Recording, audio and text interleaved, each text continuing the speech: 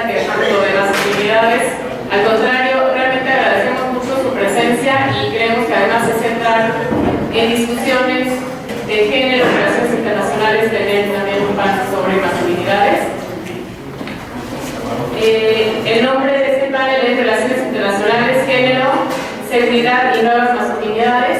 Tenemos 4 ponentes, entonces les daremos 15 minutos, yo les aviso cuando lleven 10 minutos. Y vamos a seguir el orden que está en el programa. Quiero presentarles, a Óscar Misael Hernández Hernández. Él es doctor, es sociólogo por la Universidad Autónoma de Tamaulipas y antropólogo social por el Colegio de Michoacán. Actualmente está en el Colegio de la Frontera Norte con sede en Matamoros. Es autor de los libros Masculinidades en Tamaulipas, una historia antropológica, el libro Sociedad y Cultura en el Infierno, Historia, Cultura y Masculinidades, Migración y Repatriación de Menores, entre otros libros que ha coordinado. Es miembro del Sistema Nacional de Investigadores Nivel 2 y actualmente analiza los vínculos entre jóvenes, masculinidades y violencia criminal en la frontera noroeste de México. La ponencia que nos presenta se titula Varones de la Muerte, Zetas y Necropolíticas de la Masculinidad. Gracias, Óscar, por estar aquí.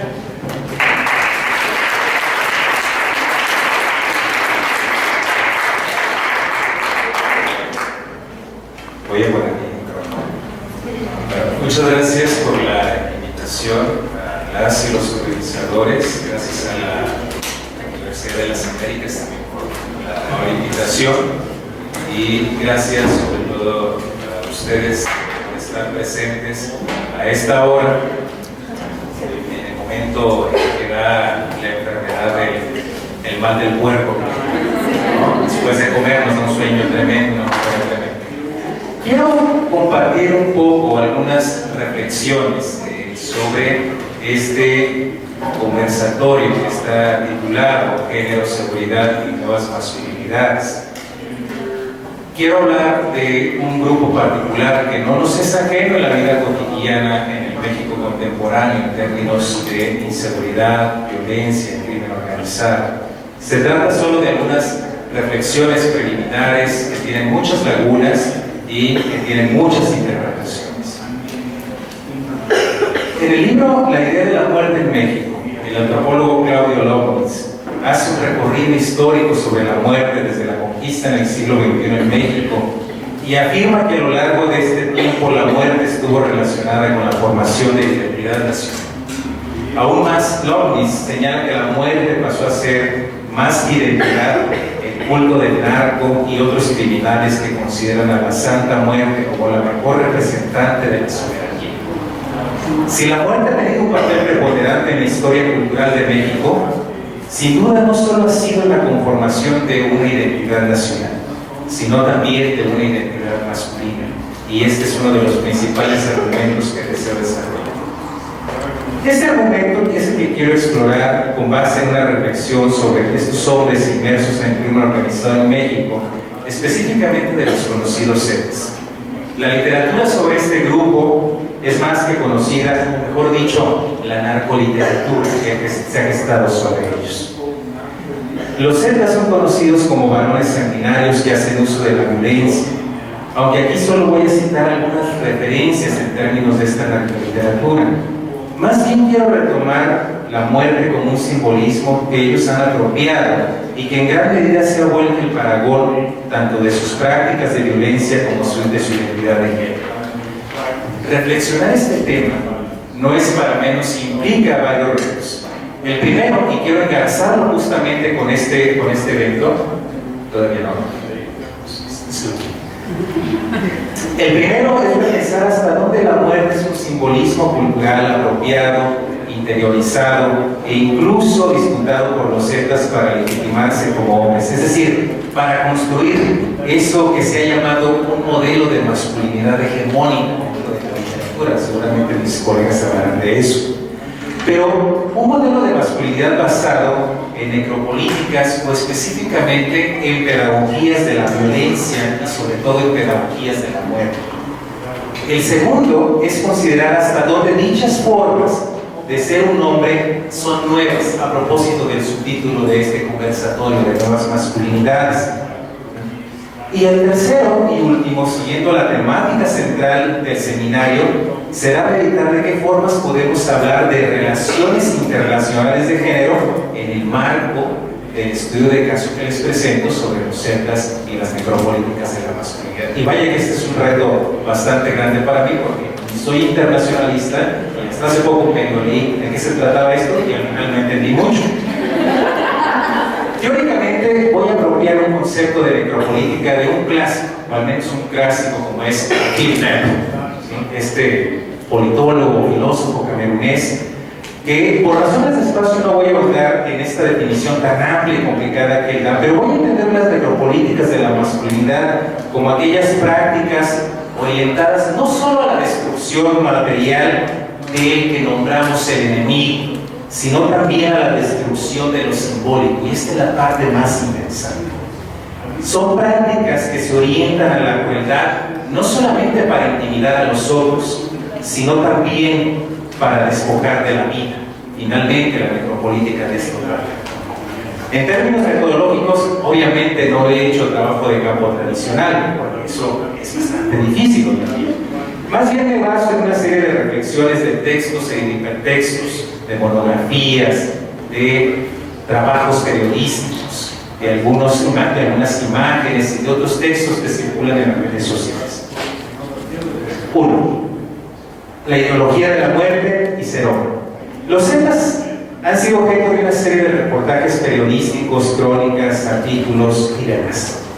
No es desconocido que los Zetas originalmente fueron militares pertenecientes al llamado Grupo Aeromóvil de Fuerzas Especiales o GAFES del Ejército Mexicano, formado en 1990.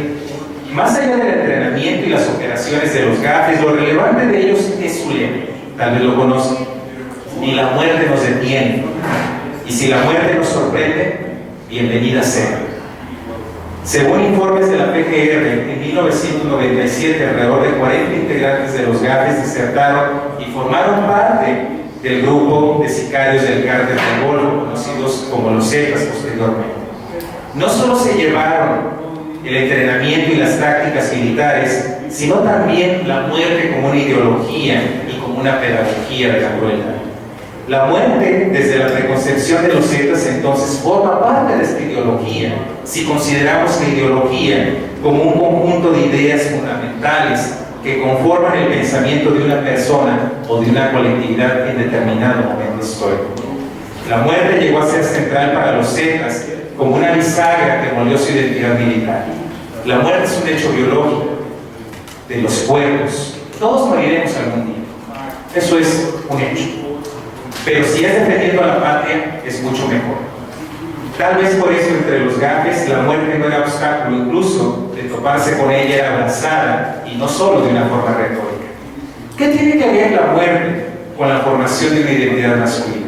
Hace algunos años, Beno de Keyser, en un célebre artículo, afirmó que los varones se constituían a sí mismos como un factor de riesgo, pues al menos en la cultura mexicana, la necesidad de demostrar que se es muy hombre, pues se puede o debe morir como todo un hombre, nos coloca a nosotros los varones en peligro.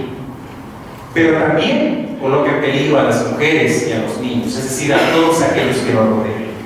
Con la muerte como ideología y como argumento de la hombría, los Zetas reformularon esta asociación entre el riesgo y ser humano. Abrazar la muerte de forma literal y simbólica rompió con los esencialismos en torno al machismo y la masculinidad, al menos del México del siglo XX. Los Zetas dejaron en claro que los verdaderos hombres mexicanos, al menos los del crimen organizado, usaban la violencia no porque se sintieran inferiores, como argumentó Samuel Ramos, aquel clásico ensayista, ¿sí?, en su clásico El perfil del hombre y la cultura en México en los años 20 o 30, si no me equivoco, ni mucho menos porque experimentaran una orfandad histórica como los hijos de la chingada, tal como planteaba Octavio Paz en otro célebre ensayo. Más bien lo hacían por instaurar una ideología de ser hombre basada en la muerte. Se vive para morir, pero también se vive para hacer morir. Y la violencia es solo un medio para llegar a ese punto intimidando, torturando y despojando de la vida. Quiero ilustrar este argumento con base en dos casos que en sí constituyen prácticas de asesinato de los Zetas, y perdón por algunas de las imágenes. Siguiente, por favor. El primero es el referente a los colgados. Todo el mundo hemos escuchado o visto sobre esto. Es decir, los cuerpos de los enemigos de los Zetas que eran colgados o que han sido colgados en algunos puentes. La añeja práctica criminal de solo dar el tiro de gracia quedó atrás como leyenda de los viejos corridos de narcotraficantes de los años 70 o años 80. Ya recordarán algunos a Mario y Fernando Almada, por supuesto. Los Zetas innovaron las pedagogías de la violencia criminal con los colgados porque se trataba de una forma de espectáculo público de la muerte, pero también de una demostración de hipermasculinidad sustentada en la crueldad. Al respecto, Rodrigo Pardini nos dice que los cuerpos colgados son falotopías producidas mediante un dominio violento del territorio, que utiliza estrategias de terror para afincarse, pero también para delimitar soberanías. Los colgados son falos entumecidos que funcionan como marcadores territoriales. Los colgados representan nuevas pedagogías de la violencia, son espectáculos de la muerte y al mismo tiempo son simbolismos fálicos en el mundo del crimen organizado, donde la muerte de uno o varios legitima la hombría de otros en la arena pública, un tipo de código penal sobre el valor y la crueldad masculina. Siguiente. El segundo caso se refiere a la decapitación. Nuevamente, perdón por el daño. Si bien los Zetas no fueron los primeros en usar esta técnica, sí fueron quienes la comenzaron a publicitar. A diferencia de los colgados, el caso de los decapitados constituye una forma también de hiperviolencia que simbólicamente mutila la masculinidad a nivel individual y colectivo. En el primer caso, el hombre enemigo, el que pone en duda la hombría del otro y es castigado con la muerte. En el segundo caso, representa el desmembramiento inicial del bando contrario, de una de sus partes, pero también del principio de la deshonra masculina, el fin de la existencia y del cuestionamiento del valor. Respecto a este último método, no hay que dar todo el crédito a los Zetas. Como nos han recordado algunos especialistas y periodistas, los Zetas le deben mucho a los jaibiles, estos también exsoldados o desertores del ejército en Guatemala. A diferencia de los cortacabezas que nos describe Renato Rosaldo en Cultura y Verdad, quienes decapitaban como una forma de descarga de la aflicción y la ira, los jaibiles lo hacían por diversión y como muestra de crueldad ante los ojos. Después de todo, los jaibiles fueron maestros de algunos gafes y por lo tanto de los primeros Zetas. Incluso su formación y su ideología militar son muy similares. Siguiente diapositiva, por favor. Los jaibiles, al igual que los Zetas, tienen este lema: si avanzo, sigan; si me detengo, apremian; si retrocedo, mátame. Ambos entonces comparten la ideología de la muerte como argumento de ser un hombre en los cuerpos militares y en los cuerpos civiles. Siguiente, por favor. Sin duda, los Zetas, con su ideología de la muerte y sus prácticas de violencia y crueldad, han roto con un viejo esquema sobre ser un hombre en México.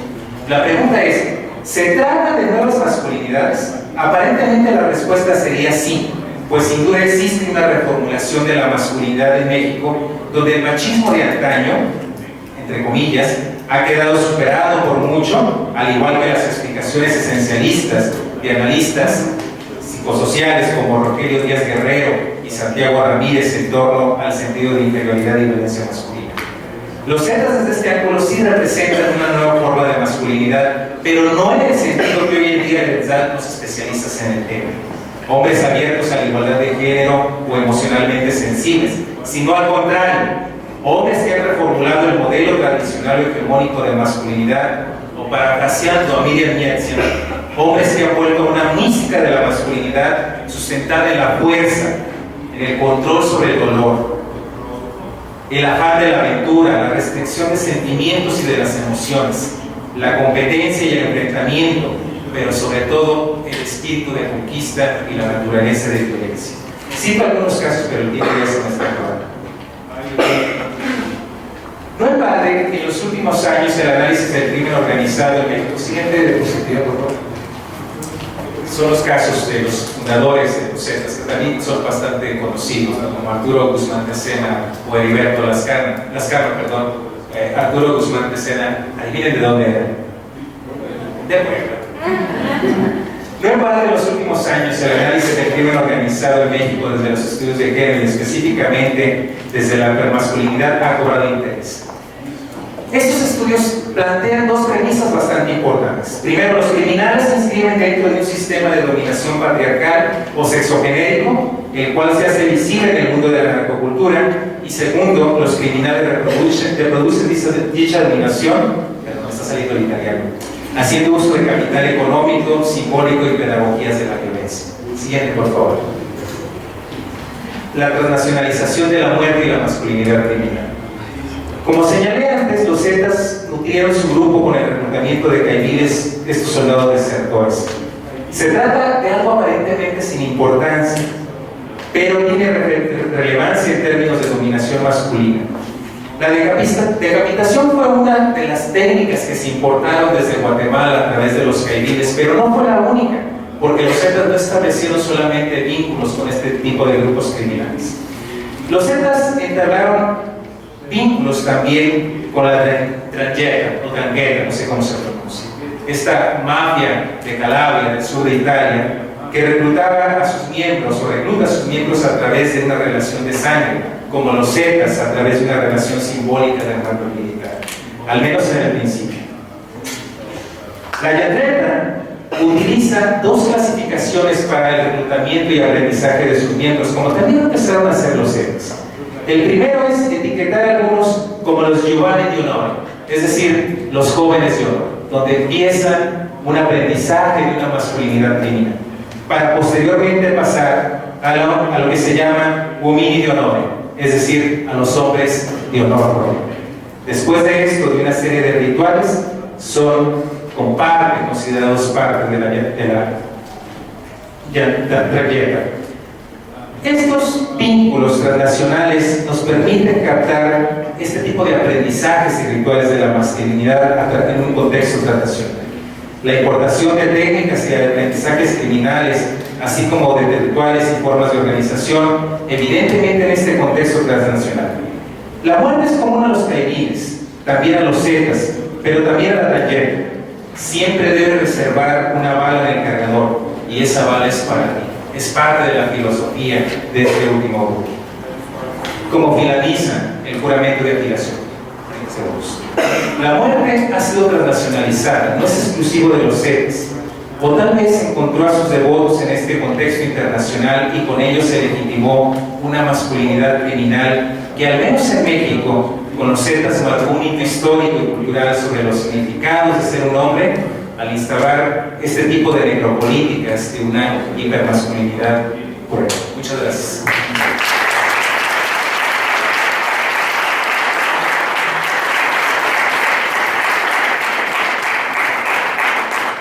Agradecemos a Oscar. A continuación tenemos al doctor Alfonso Gómez Rossi, quien es doctor en Creación y Teoría de la Cultura por la Universidad de las Américas, Puebla.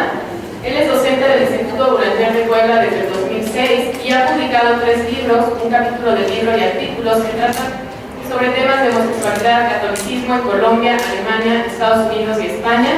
Y la ponencia que nos presenta hoy se llama Cuestionando al machismo mexicano en un contexto postmoderno. Ok, muchas gracias. Bueno, vamos a analizar la masculinidad mexicana en un contexto moderno y después vamos a hacer un cuestionamiento de esta postura a partir del caso de las masculinidades en Puebla, ¿no? Ahora, una de las primeras cosas que nos vamos a preguntar es ¿cuándo empezamos a definir lo que es ser mexicano y masculino? Una de estas dudas va a empezar a surgir a partir de la Revolución Mexicana y las dudas que va a sembrar en la década del 20. En la década del 20, un señor que se apellidaba Vasconcelos va a escribir un libro que se llama La raza cósmica. Este libro trata de describir cómo los mexicanos y los latinoamericanos en general vamos a ser la raza del futuro. Recordemos que en ese momento todavía se está utilizando un tipo de conocimiento basado en el darwinismo social en el que se habla de una evolución de las especies que van mejorando. Tradicionalmente se entendía que el europeo era el más evolucionado, pero lo que arguye Vasconcelos es que a partir de la Revolución Mexicana y de la modernidad el latinoamericano, que está compuesto de sangre europea, indígena y africana, va a llegar a ser lo máximo. El problema fue que mucha gente no le creyó a Vasconcelos. Por una parte, se asumía que sí tenía razón y que México tenía potencial para llegar a ser un país muy grande a partir de las personas que lo conformaban. Pero en la década de 30 surge un cuestionamiento directo a la idea de que el latinoamericano o el mexicano, en este caso, es un modelo que va a funcionar a futuro para hacer de México un lugar mejor. Este cuestionamiento va a surgir a partir de un planteamiento que hace Samuel Ramos y que afirma que en realidad el mexicano, el hombre mexicano, no la mujer, aunque la mujer va a ser estudiada de otra manera, es un ser acomplejado y que son precisamente sus complejos lo que no le permite crecer ni ir hacia adelante. A esto Samuel Ramos lo llama el prototipo de el pelado, ¿no? El pelado ya no es un término que nosotros empleamos en la actualidad, pero es un término que tal vez sus abuelos y sus bisabuelos sí empleaban. ¿Quién era el pelado? Bueno, pues para Samuel era el mexicano. Samuel hace una distinción muy grande entre el indígena, que para él realmente no cuenta dentro del esquema de la masculinidad, porque permanece en el pueblo y se enfoca en aquel indígena o aquel mestizo que vive en los centros urbanos y se caracteriza por ser un hombre acomplejado. ¿Y por qué dice que es acomplejado? Va a utilizar el psicoanálisis para describir que el pelado, en el fondo, es una persona que tiene un complejo grande de autoestima. ¿Y cómo lo demuestra? A partir de tener dos personas, una que saca al exterior y otra que guarda para sí. La persona que saca al exterior es aquella que es violenta, ¿no? Utiliza palabras como échale huevos. Se enfoca mucho en el falo, ¿no? Pero no en el falo en el sentido de que ayuda a la procreación, sino que el pene es la fortaleza y la violencia que puede ayudar al hombre a salir adelante. Además de esto, va a decir que el mexicano también es acomplejado precisamente porque va a compararse con el extranjero. Y el extranjero va a salir ganando porque tiene una cultura más rica y por lo tanto el mexicano va a estar luchando constantemente con este complejo de inferioridad. Esto se escribió en 1936 y va a servir directamente para que en la década del 50 Octavio Paz, que si ustedes hacen estudios sobre masculinidad en México es indispensable leer, saque su libro sobre el laberinto de la soledad. ¿Qué es lo que nos dice Octavio Paz en este libro? Bueno, nos enfocamos a dos capítulos. En uno habla sobre los hijos de la Malinche, en otro nos cuenta sobre las características del varón mexicano y qué es lo que nos dice. El hombre mexicano, retomando la tesis de Samuel Ramos, es acomplejado, pero él es acomplejado y tiene otra serie de problemas por un encuentro histórico que ocurre en el siglo XVI. Lo que estamos viendo con estas dos narraciones es que el mexicano está tratando de ser definido dentro de un contexto moderno. ¿Qué entendemos por la modernidad? Bueno, pues en el siglo XX la idea, la creencia de que vamos evolucionando hacia algo mejor y que para poder entender a las naciones tenemos que analizarlas como personas. Entonces, en este discurso lo que Octavio Paz trata de hacer es entender lo que es ser un hombre mexicano, pero incluye a los hombres mexicanos, empezando a hablar por los pachucos de Los Ángeles y termina hablando por los mexicanos que viven en el centro del país y que para él son la génesis de lo que es el mexicano. ¿Qué son los hombres mexicanos? Bueno, pues para Octavio Paz son los hijos de la chingada de los que hablaba el doctor hace un momento, ¿no? ¿Qué significa esto cuando hablamos de chingar? Bueno, para Octavio Paz, chingar básicamente significa una violación. Y se remonta entonces al siglo XVI para decirnos que los hombres, que son los antepasados de los mexicanos actuales, y que según la ideología del PRI durante el siglo XX todos somos mestizos, somos descendientes de una violación.